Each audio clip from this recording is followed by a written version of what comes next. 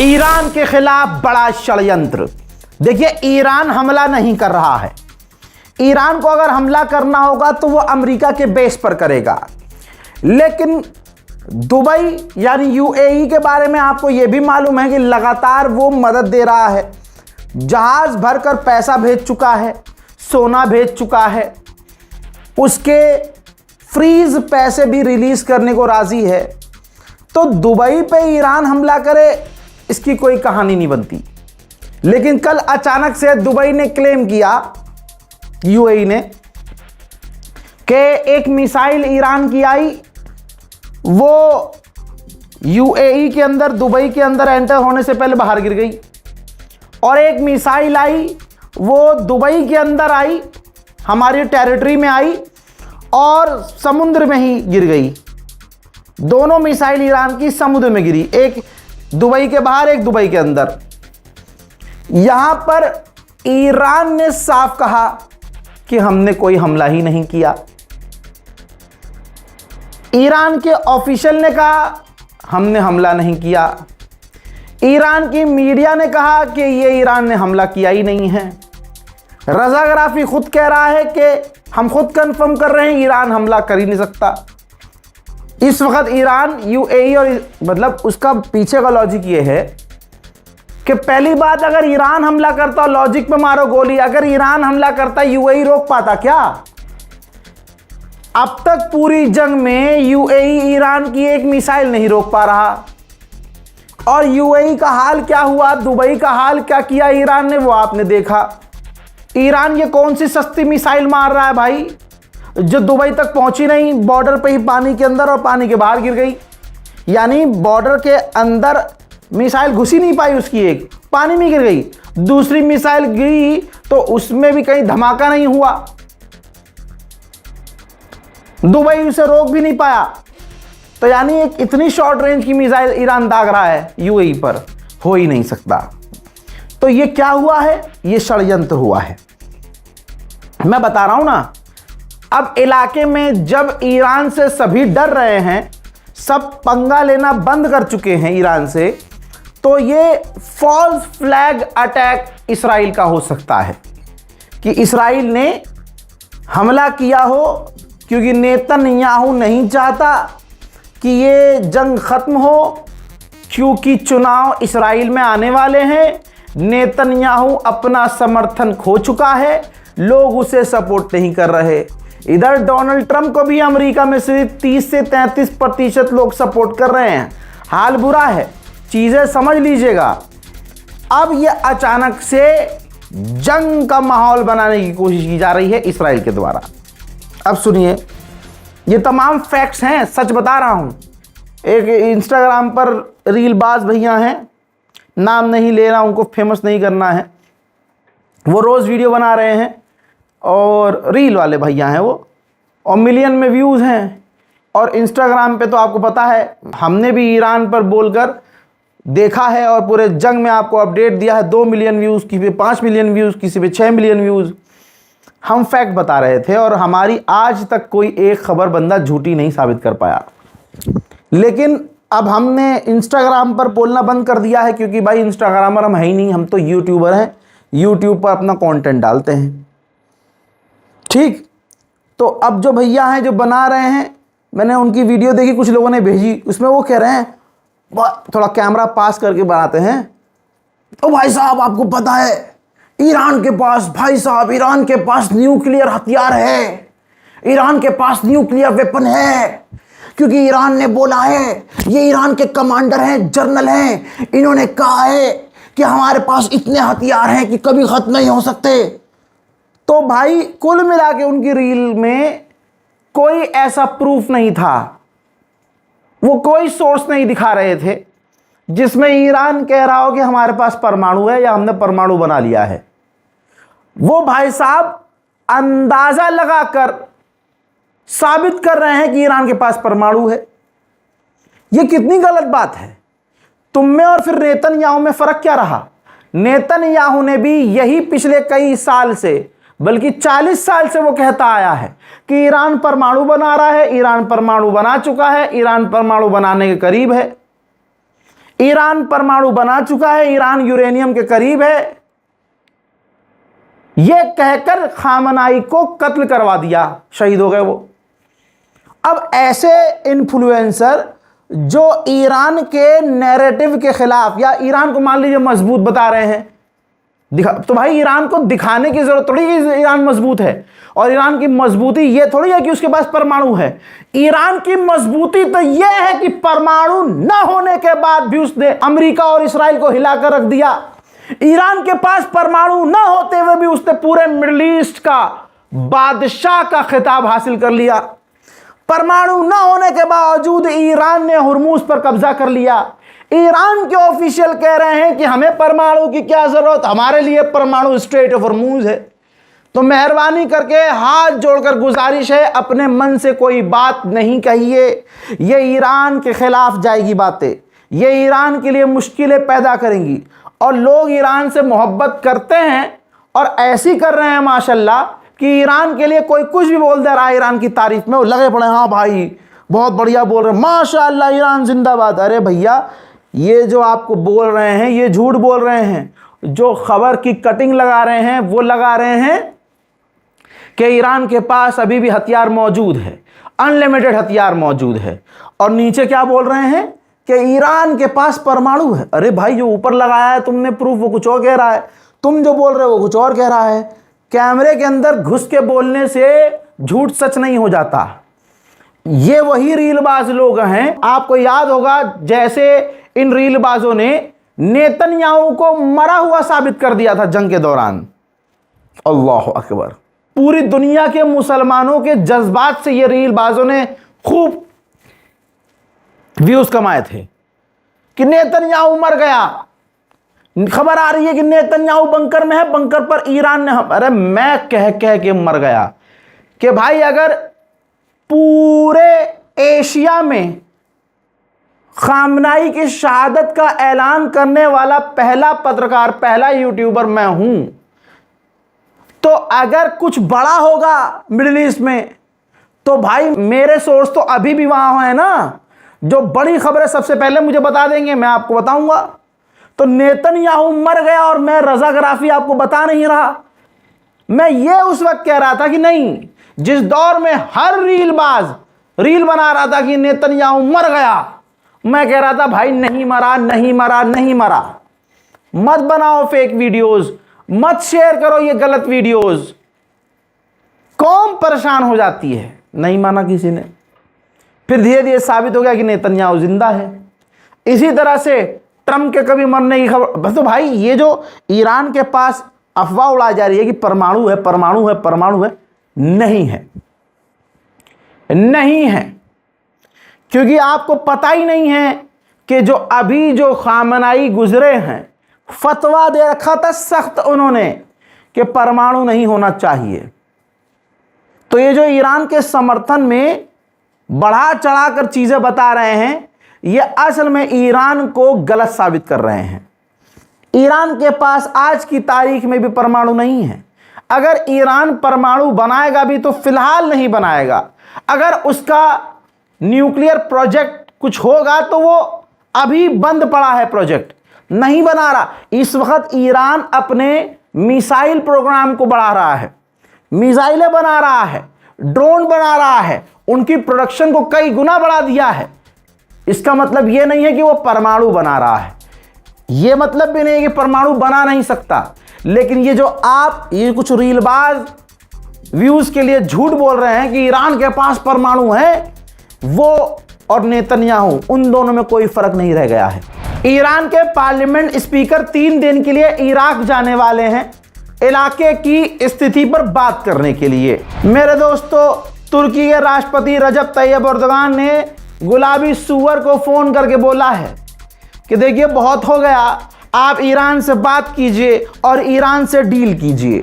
Iran के agriculture minister ने कहा है कि ये जो ब्लॉकेज हम पर लगाया गया है इससे हम पर कोई फर्क नहीं पड़ रहा, क्योंकि हमें किसी चीज की कमी नहीं हो रही है, हमारा कोई रिजर्व का दरवाजा खुला नहीं है।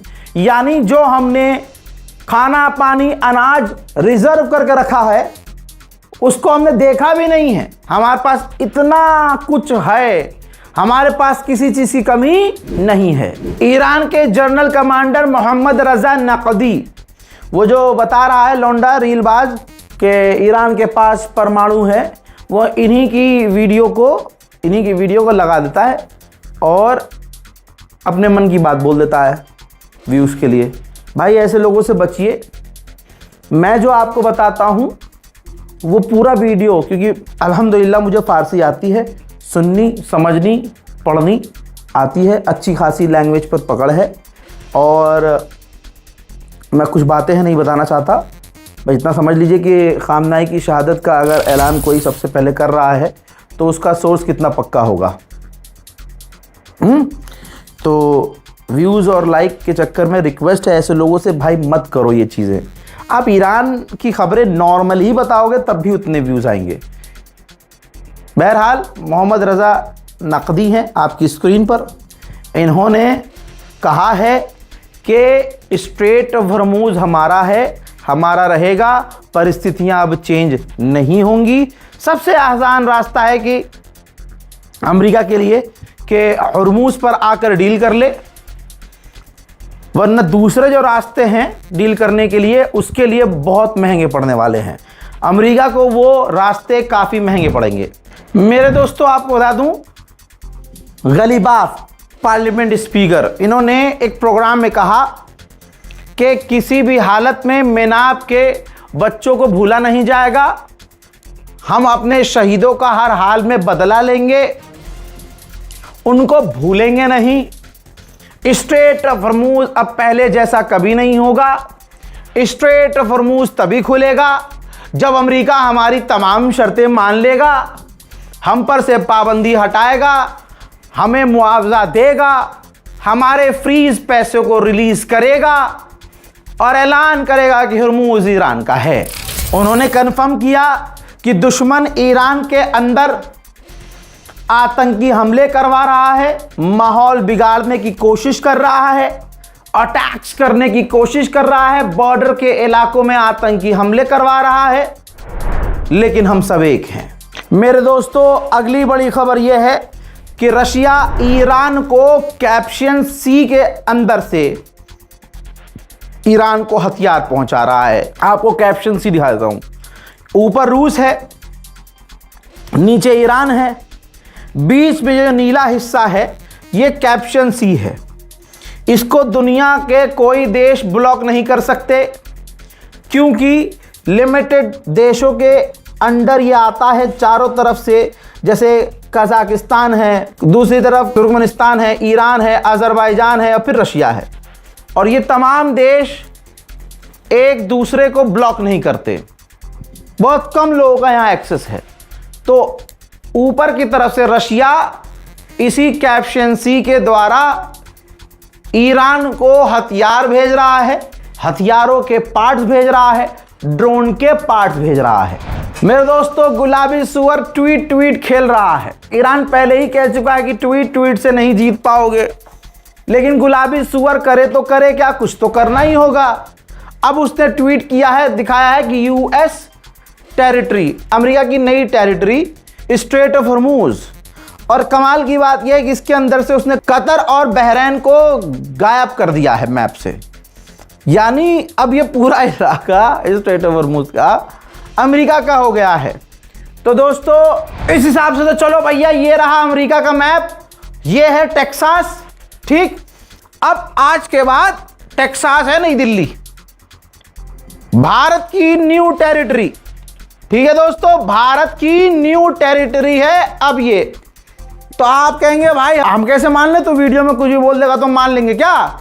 भाई अगर गुलाबी सुअर के सिर्फ लिख देने से हॉर्मुज़ अमेरिका का हो गया तो लिख तो हम भी दिए हैं भैया।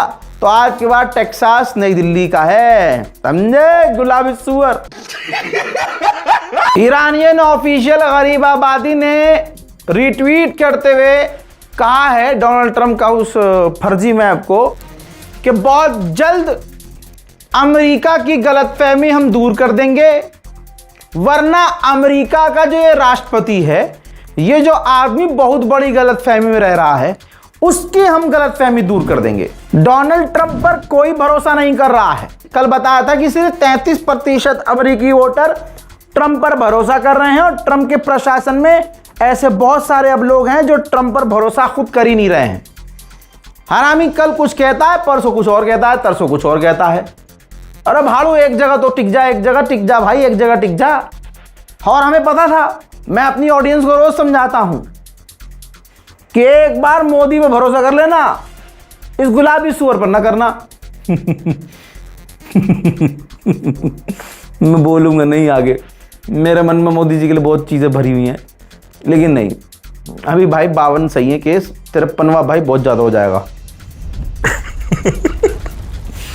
जरा ये देखिए, पहली बार डोनाल्ड ट्रंप आपके पसंदीदा गुलाबी सुअर ने माना है कि देयर इज नो टॉक और कन्वर्सेशन गोइंग ऑन और शेड्यूल्ड। ले भैया, हरामी पिछले हफ्ते चीख रहा था कि ईरान से हमारी बातचीत हो रही है, कल भी इसने कहा था ईरान से हमारी बातचीत बहुत अच्छी चल रही है, परसों इसने कहा था कि ईरान से हमारी डायरेक्ट बातचीत चल रही है।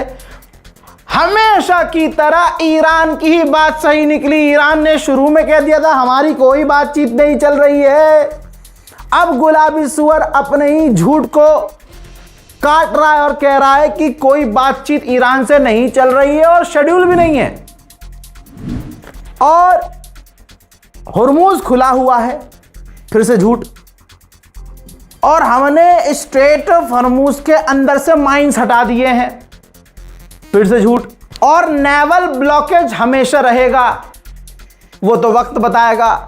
लेकिन पहली दूसरी लाइन में इसने जो क्लियर किया है कि हमारी बातचीत हो ही नहीं रही ईरान से।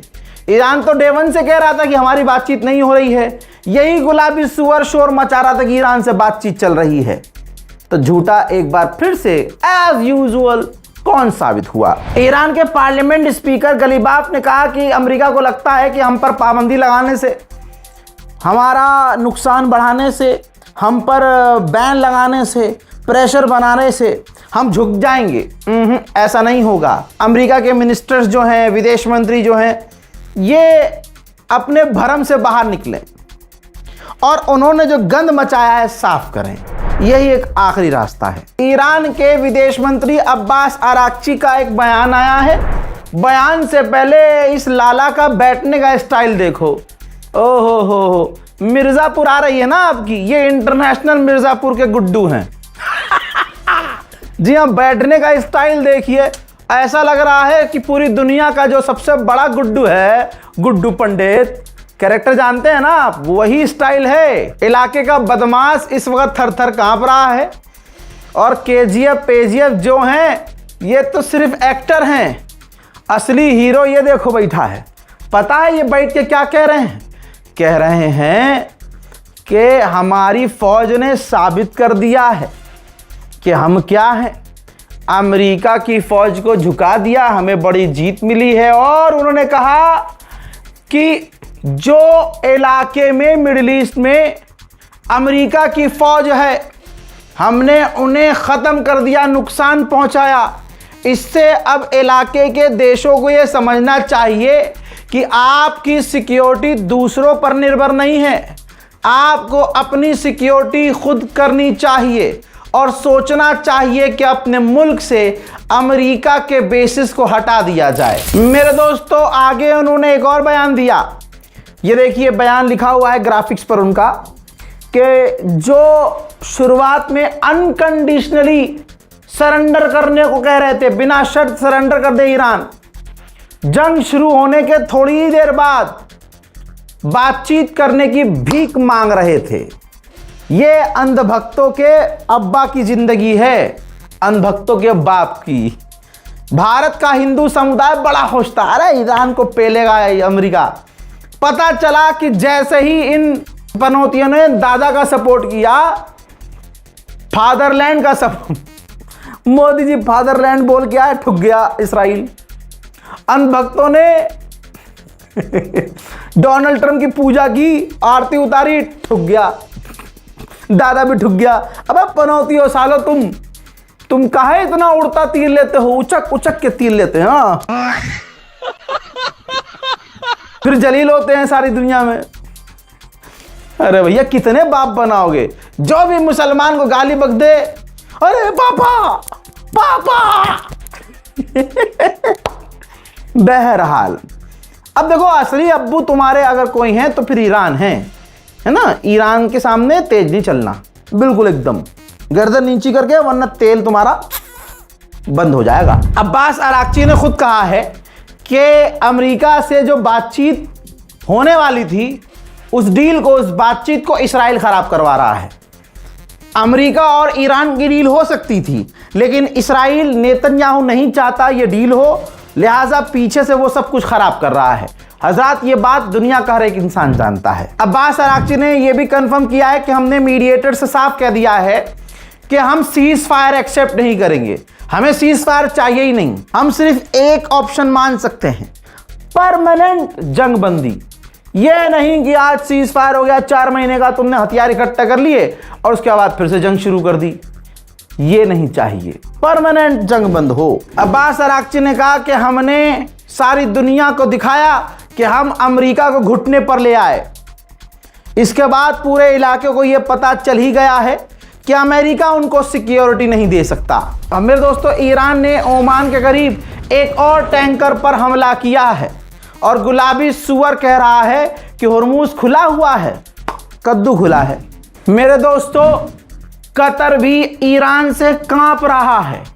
ईरान ने कहा था कि हमारे 3 पायलट कतर के पास हैं, कतर दे नहीं रहा, छुपा रहा है। कतर की हवा टाइट हुई, कतर ने कह दिया ईरान को हम अलाउ कर रहे हैं, वो अपनी टीम के साथ आए, पूरी इन्वेस्टिगेशन करे कतर में, हम भी उनका सहयोग करेंगे और अपने पायलट ढूंढ सकते हैं तो ढूंढ ले। हजरात, मेरा मानना है कि कतर के पास अगर ईरान के पायलट हैं तो वो अपने पास नहीं रखेगा, वो सीधा इस्राइल या अमेरिका को दे देगा, ये मेरा मानना है। वहीं मेरे दोस्तों, इराक में कुर्दिस्तान के इलाके में बड़ी आग लगी है। इसके पीछे ईरान का हाथ पैर बताया जा रहा है।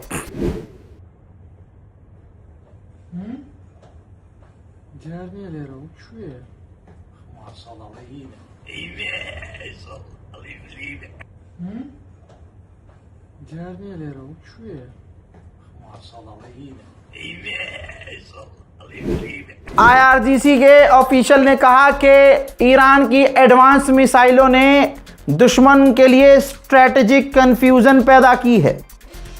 हमारी मिसाइलें काफी खतरनाक साबित रही हैं और स्ट्रेट ऑफ हॉर्मुज परमाणु मिसाइल परमाणु हथियार के इक्वल है, लिहाजा हम हॉर्मुज तो कभी छोड़ने वाले नहीं हैं।